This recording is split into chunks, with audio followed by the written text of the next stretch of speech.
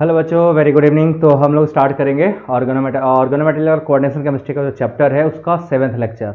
देखो, अभी पीछे वाला लेक्चर मैंने आपको सिखा चुका हूँ कहाँ तक, लिगेंड के क्लासिफिकेशन तक। और हम लोगों का जो लिगेंड में बचा हुआ था वो चिलेटिंग लिगेंड और एम्बिडेंट लिगेंड, ये दो बचे हुए थे। तो आज इन दोनों को हम लोग कंप्लीट करेंगे, पूरा फिनिश हो जाएगा। एंड देन इसके बाद हम लोग बाकी के जो टर्म है उस पर बात करेंगे। So let's start with the chelating ligand. ठीक है, देखो नाम से सबसे पहले जाओ, चिलेशन की बात हो रही है यहाँ पे। चिलेशन का मतलब होता है रिंग फॉर्मेशन। तो चिलेटिंग लिगेंड का मतलब ऐसा होता है कि ऐसे सभी लिगेंड जो रिंग फॉर्म करने की कैपेसिटी रखते हो, जिनके अंदर लिगेंड के अंदर रिंग फॉर्मेशन टेंडेंसी हो, उसको चिलेटिंग लिगेंड बोलते हैं। So our lecture is based upon chelation. ठीक है, चिलेशन या इसको हम लोग चिलेटिंग लिगेंड्स कहते हैं। So let's start with the chelating ligands. अब सबसे पहले यही जानना है कौन से लिगेंड चिलेटिंग होते हैं और चिलेशन का मतलब क्या होता है। ठीक है, तो चिलेटिंग लिगेंड्स में आप सीखोगे कि ऐसे सभी रिंग या जस्ट मिनट,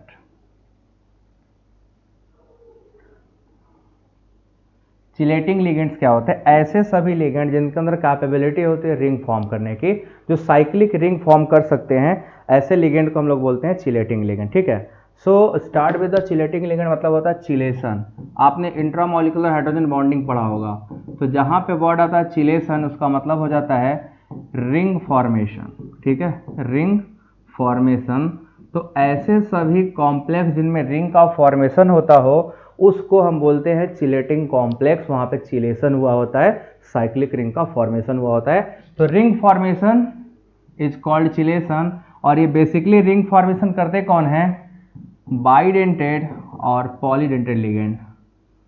बाइडेंटेड और पॉलीडेंटेड लिगेंड, या तो बाइडेंटेड होंगे या तो पॉलीडेंटेड। मोनोडेंटेड लिगेंड ये काम नहीं करते। मोनोडेंटेड लिगेंड कभी भी साइक्लिक रिंग का फॉर्मेशन नहीं कर सकते। तो ऐसे सभी कॉम्प्लेक्स जिनमें रिंग का फॉर्मेशन होता हो, उनमें का चिलेशन बोलते हैं। और ऐसे कॉम्प्लेक्स को चिलेटिंग कॉम्प्लेक्स कहा जाता है। कौन से लिगेंड करेंगे? तो या तो बाइडेंटेड होंगे या तो पॉलीडेंटेड होंगे। मोनोडेंटेड लिगेंड के अंदर इतनी कैपेसिटी नहीं है कि वो चिलेशन कर सके। सो मोनोडेंटेड लिगेंड कभी भी चिलेशन नहीं कर सकता है। ठीक है, सो ये हो गया बात चिलेशन क्या होता है। ठीक है, अब चिलेटिंग कॉम्प्लेक्स क्या होते हैं और उनकी स्टेबिलिटी के बारे में बात करेंगे। तो चिलेटिंग कॉम्प्लेक्स और उनकी स्टेबिलिटी कैसे डिटरमिन होती है, एंड देयर स्टेबिलिटी। ठीक है, एंड देयर स्टेबिलिटी। अब देखो यहाँ पे ना एक बहुत ही खास बात है।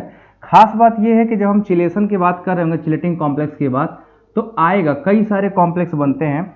किसी किसी में एक रिंग बनता है कॉम्प्लेक्स में, किसी में 2 रिंग बनता है, किसी में 3 रिंग बनता है, किसी किसी में तो 5 रिंग भी बनते हैं। तो हम स्टेबिलिटी की जब बात करेंगे तो कुछ पॉइंट मैं यहाँ पे हाईलाइट करूंगा। पहले उन सभी पॉइंट्स को पढ़ लेंगे, सारे पॉइंट को हम लोग समझ लेंगे, एंड देन उसके बाद डिस्कस करेंगे ये ज़्यादा स्टेबल क्यों है, ये कम स्टेबल क्यों है। तो अब सबसे पहले डेफिनेशन क्या हुआ? Those complex which having capacity या which having ring forming tendency, जिनके पास क्या हो? रिंग फॉर्मिंग टेंडेंसी और ring formation tendency are called chelating complex. इसमें कुछ बड़े ही इंपॉर्टेंट एक्सेप्शंस हैं। ठीक है, एक्सेप्शंस हैं और इंपॉर्टेंट है। सबसे बड़ी बात मैं ये बोल रहा हूँ, एक्सेप्शन है और वो सभी क्या है? इंपॉर्टेंट है। अब देखिए कैसे। सबसे पहला, चिलेटिंग कॉम्प्लेक्स क्या होता है पता चल गया। दूसरा, जब हम इनकी स्टेबिलिटी की बात करेंगे तो chelating complexes are usually more stable than non chelating complex. ठीक है, जितने भी चिलेटिंग कॉम्प्लेक्स है वो यूजुअली नॉन चिलेटिंग कॉम्प्लेक्स से ज़्यादा स्टेबल होते हैं। सो दूसरा पॉइंट हमारा ये है, चिलेटिंग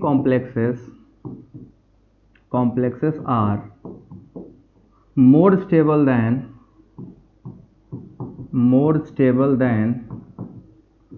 नॉन चिलेटिंग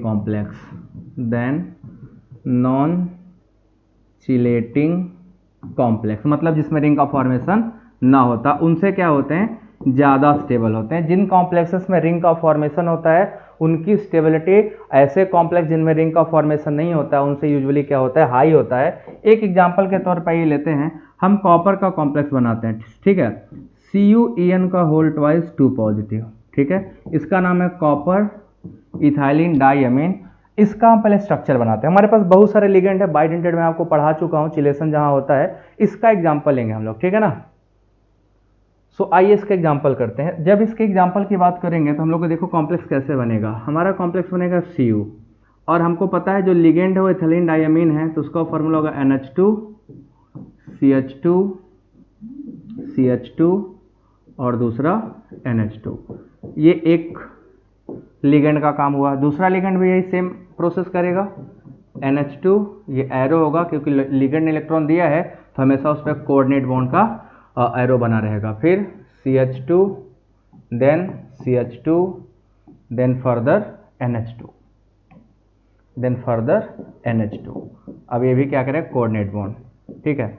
मैं इसको थोड़ा स्लाइड कर दूं इधर। अब देखिए सभी लोग इधर ध्यान से देखो, तो आपको दिख रहा होगा इस कॉम्प्लेक्स में, ये जो हमारा कॉम्प्लेक्स बना है, इस कॉम्प्लेक्स के अंदर 2 रिंग का फॉर्मेशन हुआ है, 2 रिंग का फॉर्मेशन हुआ है। यहां से स्टार्ट करिए, 1 2 3 4 5 मेंबर रिंग, ये पूरा हो गया इस साइड वाला। और इधर की बात कर लें तो यहाँ पे 1 2 3 4 और 5, ये भी 5 मेंबर रिंग होगा। टोटल हमारे पास क्या हो गया, 5 मेंबर के 2 रिंग का फॉर्मेशन हो रहा है। 5 member 2 rings are form and these rings are called chelating ring, ठीक है ना। ये 5 मेंबर है, देखो इसका रिंग का साइज क्या है, 5 मेंबर्ड का है। और ये भी क्या है, ये भी 5 मेंबर्ड है। तो हम देख रहे हैं कि यहाँ पर चिलेशन जैसे ही होगा, कॉम्प्लेक्स में चिलेशन जैसे ही होगा, वो कॉम्प्लेक्स क्या कर लेगा, रिंग का फॉर्मेशन कर लेगा। ऐसे आपको मैं कई सारे एग्जाम्पल दिखाता हूँ। एग्जाम्पल दूसरा एग्जाम्पल हमारा आयरन का कॉम्प्लेक्स है, FeEn का होल थ्राइस Cl3, ठीक है। ये कॉम्प्लेक्स बहुत ही ज़्यादा स्टेबल होता है। क्यों स्टेबल होता है, इसका रीजन है चिलेशन, ठीक है। अब इसमें जो इथिलीन डाइअमीन लगा है, जब हम इसका स्ट्रक्चर बनाएंगे तो ये ऑक्टाहेड्रल कॉम्प्लेक्स है Fe। हम ऑक्टाहेड्रल कैसे बनाते हैं, ऐसे बनाते हैं, ये हमारा क्या होता है, ऑक्टाहेड्रल कॉम्प्लेक्स का फॉर्मेशन। दिस एरो इंडिकेटिंग कि लिगेंड ने इलेक्ट्रॉन दिया है। अब देखो भैया, हम क्या करते हैं, यहाँ पे हम क्या करते हैं, NH2 लगाते हैं। ये हो गया हमारा पहला लिगेंड NH2 और दूसरा हो गया यहाँ पे NH2। ये एथिलीन डाइअमीन है। इसको वैसे गोला इसलिए बना दे रहा हूँ, गोला मतलब उसमें CH2 इंक्लूडेड है, ठीक है ना, CH2 इंक्लूडेड है। और दूसरा हमारा हो जाएगा यहाँ पे NH2 और यहाँ पे हो जाएगा NH2। एक ये रिंग बन गया and then NH2 and then NH2, तीसरा रिंग ये बन गया। सो हमने देखा क्या कि इसमें टोटल 3 रिंग बन गए। अब आप बताओ, ये जो रिंग बने हैं, जो रिंग का साइज है, कितने कितने मेंबर है, सभी लोग जरा देख के बताना। तो रिंग का जो साइज बना है वो साइज क्या है, कितना बड़ा है वो साइज, ध्यान सभी लोग देखो और बताओ। ये हमारा हो गया ऑक्टाहेड्रल कॉम्प्लेक्स। ये जो कॉम्प्लेक्स है वो ऑक्टाहेड्रल है। कितने मेंबर्ड के कितने रिंग बने हैं, अगर इस कॉम्प्लेक्स में पर्टिकुलर हम बात करें तो आप लोग जरा बताइए। आयरन सिंगल मेटल है, यहां से 1 2, इसमें 2 कार्बन होता है ना, CH2 तो 5 मेंबर के 3 रिंग बने हैं। टोटल 5 मेंबर के कितने रिंग बने हैं, 3, ठीक है ना। 3 ring of 5 member, 3 ring of 5 member, 5 member के 3 रिंग बने हैं। दिखा ना, क्लियर कट। एक ही एक एग्जाम्पल हो गया हमारा। दूसरा ऑक्जेलेट का लेंगे, आयरन का ही कॉम्प्लेक्स है बट ऑक्जेलेट से है। उसका एग्जाम्पल है आपके पास FeOX का होल थ्राइस। ये है आपका K3FeOX का होल थ्राइस, जहां पे OX क्या है, ऑक्जेलेटो है। ऑक्जेलेटो आपने पढ़ा होगा, बाइडेंटेड लिगेंड होता है। मैंने लिगेंड का क्लासिफिकेशन बताया था। सो सभी बच्चे वीडियो को लाइक कर दो, जो बच्चे नए हैं वो चैनल को जरूर सब्सक्राइब कर लें, और पुराने बच्चे वीडियो को शेयर भी जरूर कर दिया करिए, ठीक है। सो आप सभी लोग कर दीजिए, जल्दी से आगे चलते हैं। अब नेक्स्ट क्या है हमारा, जो नेक्स्ट ये है कॉम्प्लेक्स, इसमें ऑक्जेलेटो है, और ऑक्जेलेटो के बारे में हम सब लोग जानते हैं। OX क्या होता है, ऑक्जेलेटो में ऑक्सीजन डोनर एटम होता है। तो यहाँ पे हम 4 बॉन्ड जब बनाएंगे तो ध्यान क्या रखना है, इनमें से आपका ऑक्सीजन डोनर होता है ना। ऑक्जेलेटो में कौन होता है, ऑक्सीजन इलेक्ट्रॉन डोनर होता है। कितने मेंबर रिंग बनाएगा ऑक्जेलेटो भैया लोग, सभी लोग बताइए। ऑक्जेलेटो का लिगेंड हम लेंगे तो कितने कितने मेंबर का रिंग बनेगा, ऑक्जेलेटो आयन में कितने मेंबर का रिंग बनता है? लिगेंड याद है कि स्ट्रक्चर बना के दिखाऊं? ऑक्जेलेटो होता है C double bond O O minus, C double bond O O minus. ये तो चार तो एटम, एक देखो यहाँ पे चार एटम इसके खुद हो जाएंगे, 1 2 3 और 4, और एक हो जाएगा मेटल। तो टोटल इसमें भी क्या बनेंगे? 3 मेंबर बनेंगे 5 के, 5 का मतलब 5 के 3 मेंबरिंग बनेंगे, 5 मेंबरिंग 3 ठो। ठीक है, ये हमारा हो गया ज्योमेट्री ऑफ द कॉम्प्लेक्स। तो यहाँ पे आप देखोगे ऑक्जेलेटो कॉम्प्लेक्स बना है, और जो ऑक्जेलेटो कॉम्प्लेक्स है ये 5 मेंबर के 3 रिंग बना रहा है यहाँ पे। तो यहाँ पे चिलेशन तगड़ा हो रहा है ना? यहाँ पे चिलेशन क्या हो रहा है? तगड़ा हो रहा है, बढ़िया चिलेशन है, अच्छा चिलेशन है। क्लियर है सबको? इसके बाद एक और कॉम्प्लेक्स, अभी 2 कॉम्प्लेक्स और इंपॉर्टेंट आपको बताने हैं, अभी दिखाता हूँ कैसे चिलेशन बढ़ता जाता है। एक तो ये हो गया स्टेबिलिटी रूल, अभी लिखवाऊंगा, पहले सारे चिलेटिंग जो इंपॉर्टेंट कॉम्प्लेक्स है वो सब मैं आपको ड्रॉ करके दिखा दूं कौन कौन सा है, एंड देन उसकी स्टेबिलिटी पे चलेंगे हम लोग। ये 3 हो गया। इसके बाद हमारे पास एक है कॉपर का, ठीक है ना? कॉपर का एक कॉम्प्लेक्स है एसिटाइल एसीटोन से, AC याद है सभी को? एसिटाइल एसिटोनेटो होता है, ठीक है, एसिटाइल एसिटोनेटो होता है, और ये आपको पता होगा 6 मेंबर रिंग बनाएगा। AC क्या है? एसिटाइल एसिटोनेटो, ठीक है, और एसिटाइल एसिटोनेटो क्या था? CH3 C double bond O CH double bond CH O minus, यहाँ इधर क्या था? CH3 था, ठीक है, यहाँ पे एक H उड़ा दीजिए, इसमें CH नहीं था, एक ही C रहता है कार्बन, क्योंकि वहाँ टाटोमराइज हुआ रहता है। ये होता है एसिटाइल एसिटोनेटो। अब ये लिगेंड जाता है रिंग फॉर्मेशन करने, ठीक है ना? यहाँ पे ये लिगेंड जाएगा। तो अगर हम यहाँ पे कॉम्प्लेक्स बनाएंगे कॉपर का, तो देखो बच्चों कॉपर का कॉम्प्लेक्स कैसे बनेगा? ये बनेगा। अब इसके बाद डोनर एटम कौन है? Oxygen, double bond C। अभी कुछ चीज़ इंपॉर्टेंट देखना, बहुत इंपॉर्टेंट है, जिसको मैं अभी पॉइंट आउट करूंगा। सभी लोग पता नहीं फोकस करना, दिख रहा है कि नहीं दिख रहा है, बट हमने जो 5 मेंबर रिंग था उसमें और जो 6 मेंबर रिंग है उसमें कुछ डिफरेंस दिख रहा है आपको क्या? कुछ अलग हुआ है। अगर आप फोकस करोगे तो आपको दिखाई देगा। 6 मेंबर रिंग और 5 मेंबर रिंग में कुछ डिफरेंस है। जरा पॉइंट आउट करके देखो तो क्या दिख रहा है आपको? डिफरेंस क्या दिखाई दे रहा है? सभी लोग अगर दिखाई दे रहा है तो कमेंट सेक्शन में कमेंट करके बताइए क्या डिफरेंस आपको दिखा। 6 मेंबर रिंग के साथ क्या डिफरेंस था जो 5 मेंबर के साथ नहीं था? ये रिंग देखो 6 मेंबर बना है। सभी लोग अगर फोकस करोगे तो दिखेगा टोटल यहाँ पे रिंग का जो साइज है वो 6 मेंबर है। देखो ध्यान से, एटम काउंट करो। अगर हम एटम काउंट करेंगे तो ये एक हो जाएगा पहला, ये दूसरा, ये तीसरा, ये चौथा, ये पांचवा और ये छठा। सिमिलरली दूसरा, तीसरा, चौथा, पांचवा और छठा। यहाँ पे 2 रिंग बने हैं, टोटल 2 रिंग, कितने मेंबर के?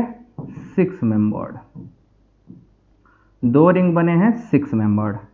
देखिए 2 रिंग बने हैं ना 6 मेंबर्ड। इसमें और 5 मेंबर में क्या डिफरेंस था? इसमें और 5 मेंबर में क्या डिफरेंस था? सभी लोग जरा फोकस करके बताओ तो। जो ये रिंग बना है और इसके अलावा एक जो मैं 5 मेंबर रिंग बना है, उन दोनों में बेसिक क्या डिफरेंस दिखाई दिया?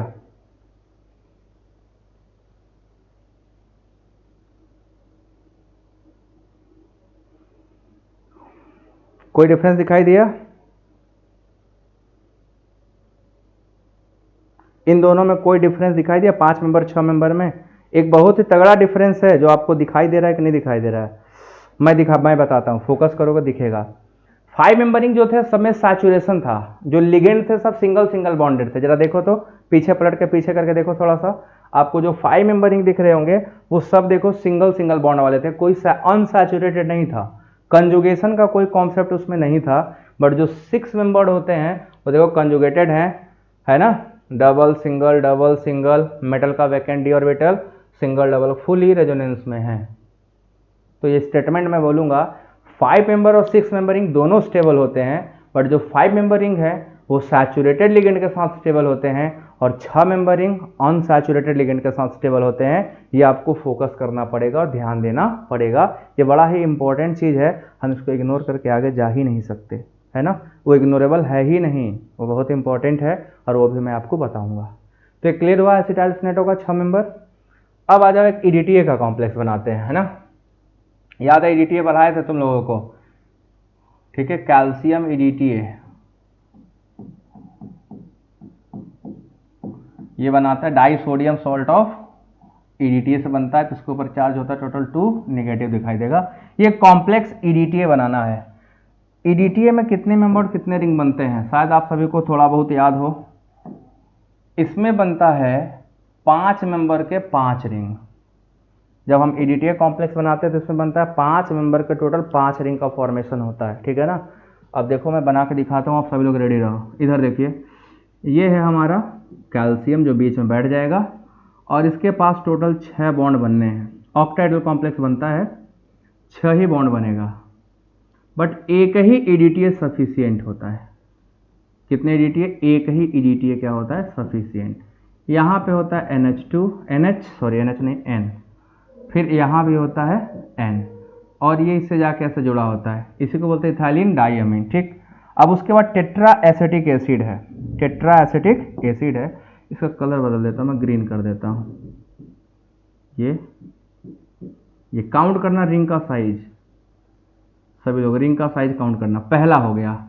अब इसमें बनता है CH2COO-, ठीक है, ये C डबल बॉन्ड O हो गया। अब इस रिंग का साइज काउंट करा जाए। अगर इस रिंग का साइज काउंट करिएगा आप लोग तो दिखाई देगा 5 मेंबर रिंग है ये।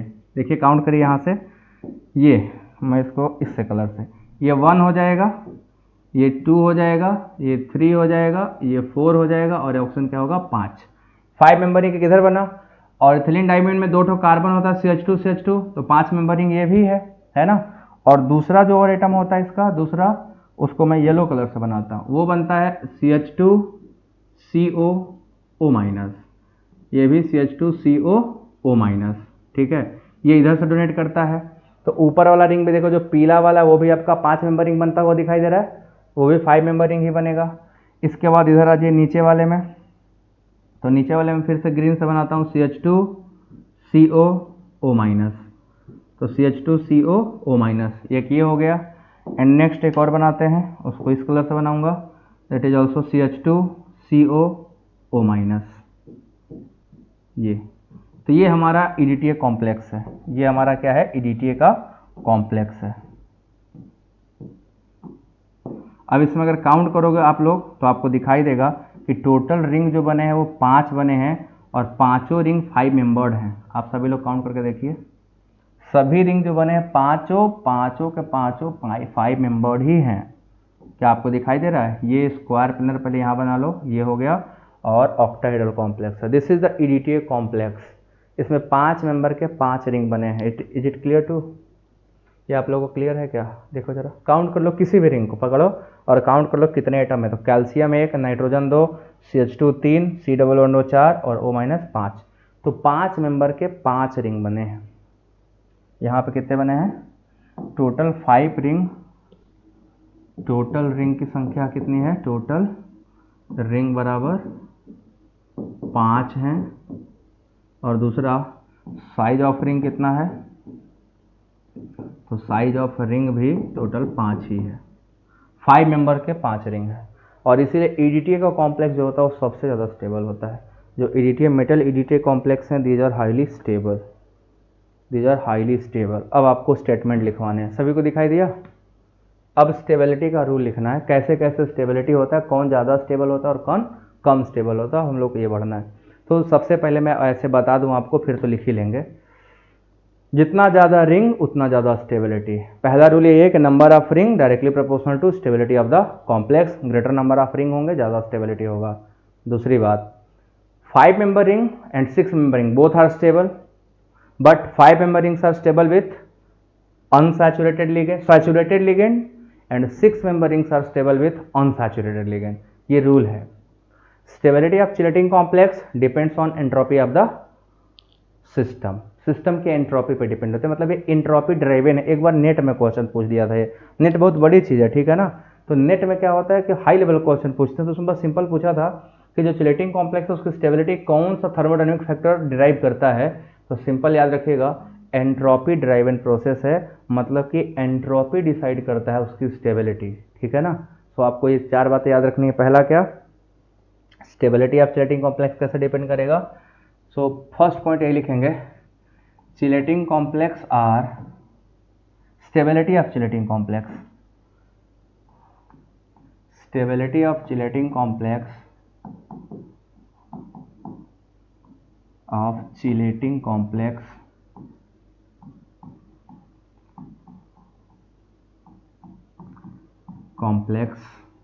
is entropy driven process, is entropy driven process।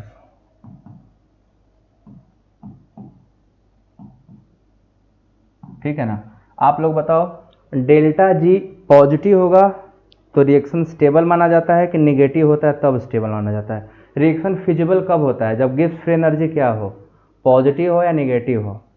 किस केस में फिजिबल रिएक्शन होता है, मतलब रिएक्शन स्पॉन्टेनियस कब होता है? जब डेल्टा जी निगेटिव होता है या जब डेल्टा जी पॉजिटिव होता है? मैं आपसे बस इतना पूछना चाहता हूँ, किस केस में? हमारे पास एक रिलेशन है, delta G equal to delta H minus T delta S, है ना। ये इक्वेशन है, सभी को पता होगा ये इक्वेशन के बारे में, है ना। तो आपका एंट्रोपी पॉजिटिव होगा तब रिएक्शन स्पॉन्टेनियस होता है कि नेगेटिव होता है तब? याद है किसी को?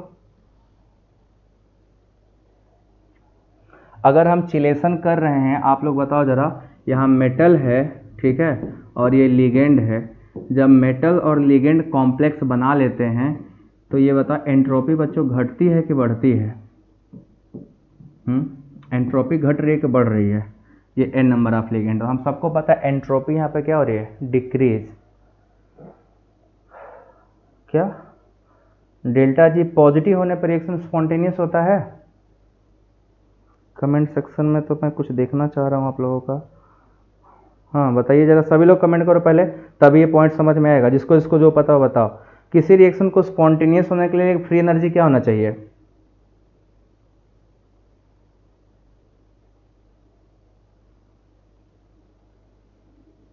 क्या होना चाहिए बताइए, सभी लोग बताओ। पॉजिटिव होगा तभी रिएक्शन स्पॉन्टेनियस होगा?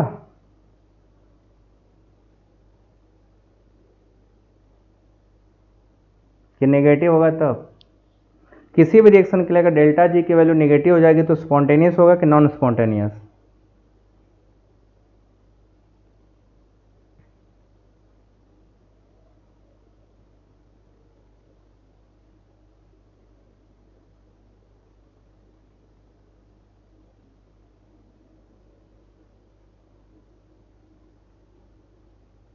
पॉजिटिव बताए हैं क्या भाई साहब?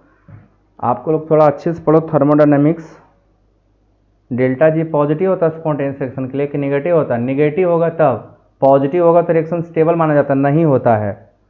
सो अगर किसी रिएक्शन को स्पॉन्टेनियस होना है तो delta G should be negative, entropy should be positive, ठीक है ना। अब यहाँ देखो क्या होगा, हमने देखा कि जब यहाँ से रैंडमनेस होता है, एंट्रोपी क्या है, रैंडमनेस, तो यहाँ पे रैंडमनेस क्या था, हाई था।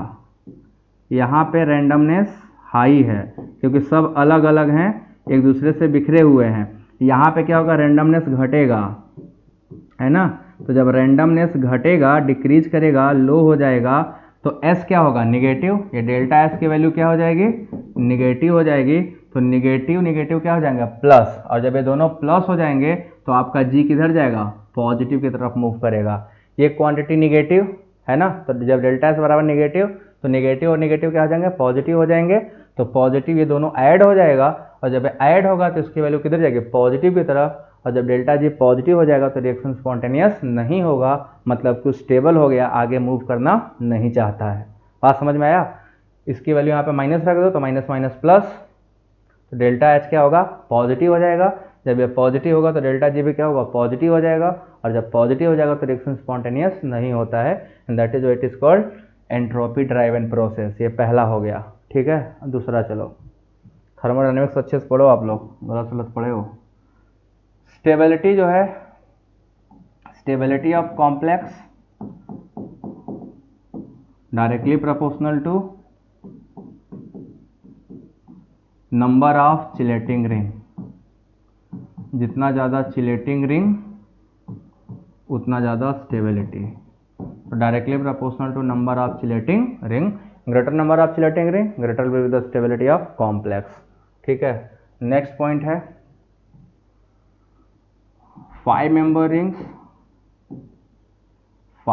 rings are stable with 5 membered rings are stable with किसके साथ स्टेबल होते हैं? स्टेबल विथ सैचुरेटेड लिगेंड के साथ, जहां पे केवल सिंगल बॉन्ड हो, ठीक है ना। सैचुरेटेड लिगेंड, जहां पे सैचुरेटेड लिगेंड है वहां पे 5 मेंबर रिंग स्टेबल होगा, और जो 6 मेंबर रिंग है, 6 membered ring stable with unsaturated ligand, जो मैंने अभी एग्जांपल के साथ आपको दिखाया है, स्टेबल विथ अनसैचुरेटेड लिगेंड। तो ये आपको ध्यान में रखना है कि अगर स्टेबल है, 6 मेंबर है, तो अनसैचुरेटेड वालों के साथ स्टेबल होगा, और अगर आपका सैचुरेटेड है तो 5 मेंबर वाला ज़्यादा स्टेबल होगा। तो जहाँ पे जिस लिगेंड में केवल सिंगल बॉन्ड होंगे वहाँ पे आपको दिखाई देगा कि 5 मेंबरिंग ज़्यादा स्टेबल है, और जहाँ पे डबल सिंगल होंगे वहाँ पे आपको दिखाई देगा 6 membered rings are more stable. So this is the concept behind chelating ligand. अब हम लोग क्वेश्चन करेंगे, ठीक है। हम लोग क्या करेंगे? क्वेश्चन करेंगे, ठीक। आ जाइए क्वेश्चन पे। क्वेश्चन है arrange following in decreasing order of stability. Arrange following in decreasing stability order. Decreasing stability order, ठीक है। स्टेबिलिटी के घटते हुए क्रम में आपको अरेंज करना है। तो सबसे पहला कॉम्प्लेक्स है, हम आयरन का ही लेंगे, FeH2O का whole 6 2 positive, and then next Fe oxalato का होल ट्वाइस H2O का होल ट्वाइस, एंड तीसरा है Fe ऑक्सलेटो का होल थ्राइस 2 नेगेटिव। अब अगर इन तीनों को स्टेबिलिटी में अरेंज करना हो तो स्टेबिलिटी का ऑर्डर क्या होगा? आप लोग बताएं, इन तीनों में स्टेबिलिटी का ऑर्डर क्या होगा? सभी लोग बताओ। What should be the order of stability in this given complex? कौन मोस्ट स्टेबल होगा, कौन सेकंड मोस्ट होगा, कौन सबसे लीस्ट होगा? देखिए और आंसर करिए।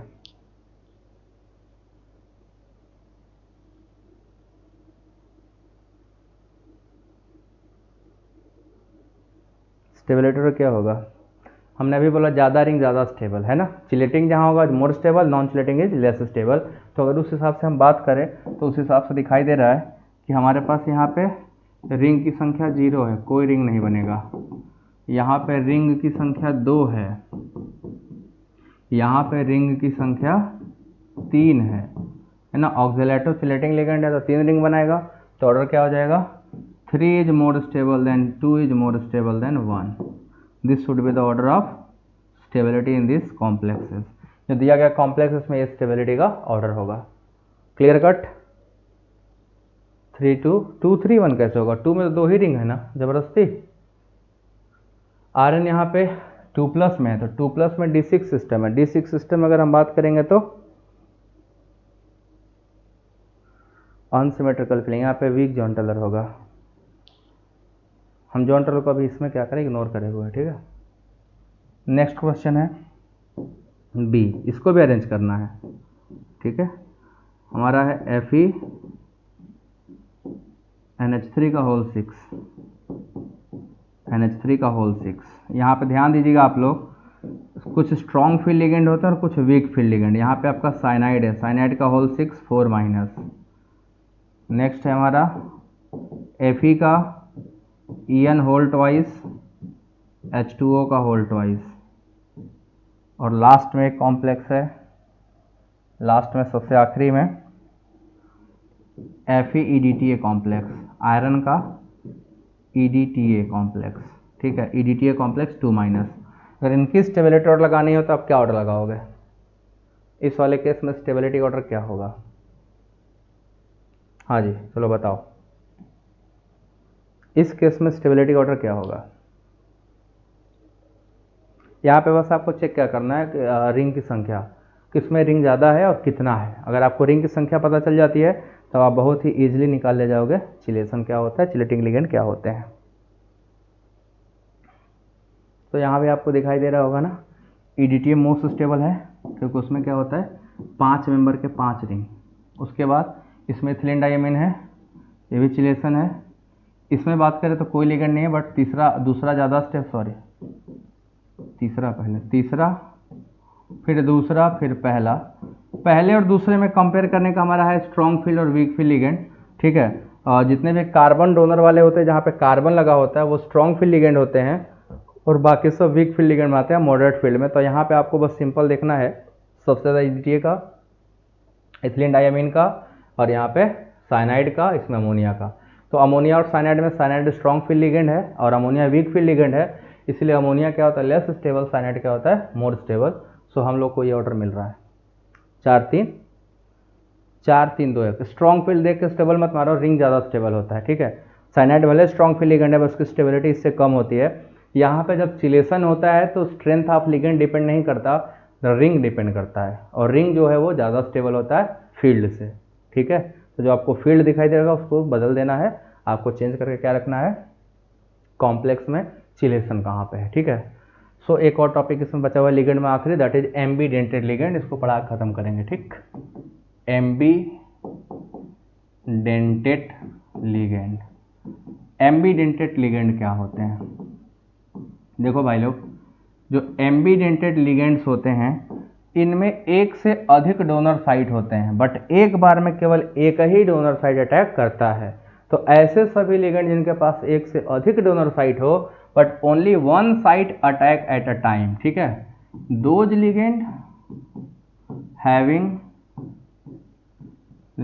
Having more than one donor site, more than one donor site, having more than one donor site, but only one site attack at a time, but only one site attack at a time, एक बार में केवल एक ही site attack करता हो, ऐसे ligand को हम लोग क्या बोलते हैं एम्बीडेंटेड लिगेंड बोलते हैं, ठीक है। Such ligands are called ambidentate ligand. अब जैसे एग्जाम्पल पे आ जाओ, तो एग्जाम्पल में बच्चों देखो क्या होता है C∧N, है ना। नाइट्रोजन के पास लोन पेयर है और कार्बन के पास नेगेटिव चार्ज। जब अटैक कार्बन करता है, इसमें दोनों अटैक कर सकते हैं, कार्बन भी अटैक कर सकता है, नाइट्रोजन भी अटैक कर सकता है, बोथ आर फिजिबल। सो जब ये अटैक करता है तो इसका नाम होता है साइनाइडो या साइनो लिखते हैं। बट जब ये नाइट्रोजन अटैक करता है तो इसका नाम होता है आइसोसाइनाइडो, है ना, आइसोसाइनाइडो। ये पहला लिगेंड है साइनाइडो का, ठीक। इसमें नाइट्रोजन भी अटैक कर सकता है और हमारा कार्बन भी अटैक कर सकता है। सिमिलरली इसका दूसरा पार्ट आता है, दूसरा एग्जाम्पल हमारे पास दूसरा है SCN and NCS, C∧N। Nitrogen के पास लोन पेयर है, सल्फर के पास भी क्या है लोन पेयर। सल्फर अटैक करता है तो थायोसाइनाइडो बोला जाता है इस लिगेंड का। बट जब यही अटैक यहाँ नाइट्रोजन कर देता है तो इसको नाम देते हैं आइसोथायोसाइनाइडो। उसमें NCS लिखा जाता है, उस समय इसको NCS लिखा जाता है ऐसे, ठीक है। और जब ये अटैक करता है इसको SCN लिखा जाता है, SCN, ठीक है। इस तरीके से लिखा जाता है। तो एक देखो लिगेंड यही है हमारा, ये लिगेंड है हमारा, दोनों डोनर साइट है। इसमें हमारा लिगेंड ये है, दो डोनर साइट है। सिमिलरली और लिगेंड है, अभी चलते जाओ, ये दूसरा हो गया। तीसरा, थर्ड इज नाइट्रीटो, है ना, नाइट्रो ग्रुप है। इसमें हमारा होता है N negative charge, double bond O और ये O माइनस। जब नाइट्रोजन अटैक करता है, ये नाइट्रोजन अटैक करता है यहाँ पे, दिस इज कॉल्ड नाइट्रो, इसका नाम देते हैं हम लोग नाइट्रो। बट जब ये ऑक्सीजन अटैक करता है तो इसका नाम देते हैं नाइट्रीटो, दिस इज कॉल्ड नाइट्रीटो। तो नाइट्रीटो में ऐसे लिखा जाता है ONO, ठीक है, यहाँ ON डबल बॉन्ड O ऐसे लिखा जाता है नेगेटिव, दिस इज कॉल्ड नाइट्रीटो। और जब ये अटैक करता है तो NO2 माइनस ऐसे लिखा जाता है। तो आपका लिगेंड सेम है, बस अटैकिंग साइड क्या होते हैं बदल जाते हैं। कभी अटैक नाइट्रोजन कर रहा है, कभी ऑक्सीजन, कभी सल्फर, कभी नाइट्रोजन। तो डोनर साइट क्या हो, इसमें हमें क्या ध्यान देना है, ऐसे लिगेंड जिनमें क्या हो एक से अधिक डोनर साइट हो बट एक बार में केवल एक ही साइट अटैक करेगा, ऐसे लिगेंड को हम लोग क्या बोलते हैं, ambidentate ligand. Such ligands are called ambidentate ligand. Clear है सभी लोगों को? Very good evening everybody. So आप लोगों की क्लास है जो थर्ड, सबकी क्लासेस सेक्शन वाइज डिवाइडेड है, देख लीजिएगा। नीट वाले बच्चों का नीट में है, मैंने सबका थंबनेल चेंज कर दिया नीट वालों को रेड कलर से, और बीएससी वाले सबका फर्स्ट सेकंड थर्ड तीनों का सबका थंबनेल का कलर एक जैसा कर दिया है। एक का एक है तो आपको दिखाई देगा, नीट के लेक्चर पढ़ रहे हो सब रेड कलर से दिखाई देंगे, बीएससी थर्ड फिफ्थ सेमेस्टर के सब ब्लू कलर से दिखाई देंगे, रेडिश और ब्लू का मिक्स है। बीएससी फर्स्ट सेमेस्टर का केवल ब्लू दिखाई देगा, और सेकंड सेमेस्टर का भी बन रहा है, दिखाऊंगा कैसा बनता है। सो सबका एकदम सेपरेट कर दिया हूँ, किसी को कोई कन्फ्यूजन नहीं होगा, अपने सेक्शन में जाओ, ठीक है। बाकी किसी भी ईयर को नीट वाला सारे लेक्चर पढ़िएगा, चाहे आप first year second year third year हो, बट नीट वाले सब पढ़ने की ज़रूरत नहीं है। जो जो आपको दिखेगा आपके काम का सिलेबस का उसको पढ़िएगा, और बाकी जो बीएससी वाले स्टूडेंट है वो सब के लेक्चर, नीट वाला तो ज़रूर पढ़ना क्योंकि आप लोग के बेसिक हिला हुआ है, और बिना बेसिक के आगे केमिस्ट्री आने वाला नहीं है। और नीट लेवल की केमिस्ट्री अगर आपको आ जाती है तो ज़िंदगी में केमिस्ट्री आपको पार लगा देगा, आपका कैरियर बना देगा। तो नीट वाले लेक्चर सब लोग पढ़ना, जब समय मिले तब जरूर पढ़ना, ठीक है। सो this is all about the classification of ligand. Ligand खत्म हो गया। अब हम लोग लेक्चर न्यू जो करेंगे उसमें पढ़ेंगे और जो टर्मिनोलॉजी है, ऑक्सीडेशन स्टेट क्या होता है, कैसे निकालते हैं, इफेक्टिव एटॉमिक नंबर क्या होता है, कोऑर्डिनेशन नंबर क्या होता है, कल के लेक्चर में हम लोग इसके बारे में बात करेंगे। तो कोऑर्डिनेशन केमिस्ट्री रोज रात को 9:30 बजे से, ठीक है। तो जो लोग कोऑर्डिनेशन केमिस्ट्री पढ़ने वाले हो सभी लोग रात को 9:30 बजे मिलना। बाकी 6 बजे से हाइड्रोकार्बन, 6 से 7 हाइड्रोकार्बन डेली चलता है, एंड उसके बाद स्टीरियो केमिस्ट्री चलता है 7 से 8, और 8 से 9:30 के बीच में अगर मेरा हालत ठीक रहा तो कुछ ना कुछ पढ़ाई दूंगा, नहीं ठीक रहा तो फिर 9:30 बजे मिलेंगे कोऑर्डिनेशन के लिए। सो आज की सभा यहीं तक संपन्न, कल से हम लोग नया लेक्चर स्टार्ट करेंगे, इसके आगे का कंटिन्यू, ठीक है। तो thank you so much everybody. Video को लाइक शेयर सब्सक्राइब जरूर करिएगा, चैनल को अपने दोस्तों तक जो नीट जेईई की तैयारी कर रहे हो, सीयूईटी की, उनका एग्जाम नज़दीक आ रहा है, उन तक ये लेक्चर आप लोग जरूर पहुँचाइएगा, चाहे आपको छोटे भाई बहन हो, दोस्त हो, यार मोहल्ले कोई भी लड़का हो, मैं गारंटी के साथ बोल रहा हूँ उसे केमिस्ट्री में डिसअपॉइंट नहीं होगा, और केमिस्ट्री में इससे ज़्यादा नहीं पढ़ना पड़ेगा जितना मैं पढ़ा दूंगा। That much is much sufficient for the NEET JEE and incoming CUET UG का हो चाहे सीयूईटी पीजी का हो, ठीक। So thank you so much everybody, tata bye bye, good night.